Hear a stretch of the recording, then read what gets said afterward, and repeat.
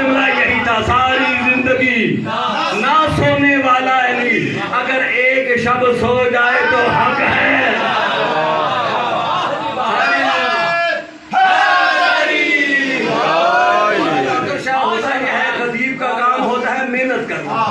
اور وہ محنت اپنی آپ کے سامنے رکھ دیتا ہے، اس محنت کا صلہ آپ نے دینا ہوتا ہے، جو صلہ جب آپ دیں گے تو پھر خطیب میں مزید قوت آ جائے گی، مزید طاقت آ جائے گی۔ میں نے کہا کہ ساری زندگی نہ سونے والا علی، سویا کیوں؟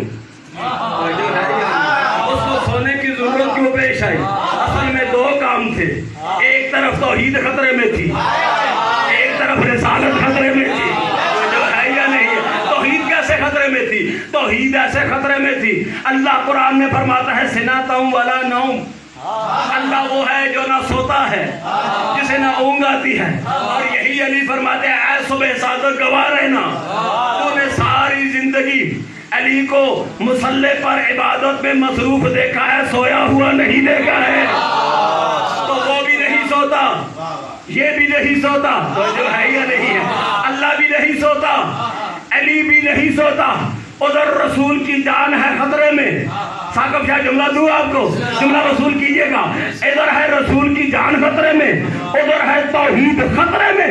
ایک شب علی نے رسول کے بستر پر سو کر اللہ کی توحید کو بھی بچا لیا، محمد کی جان کو بھی بچا لیا۔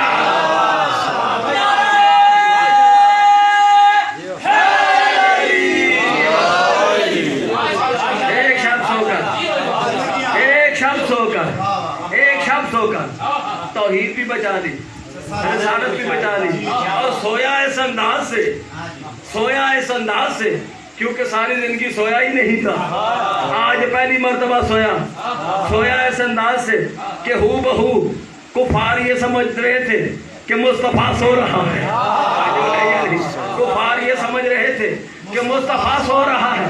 وہ قریب آئے، آ کر چیک کیا کہ دیکھیں کتنے آرام سے سو رہا ہے، اسے پتہ نہیں ہے کہ ہمارے ہاتھوں میں تلواریں ہیں، جب یہ اٹھے گا تو ہم اسے قتل کر دیں گے۔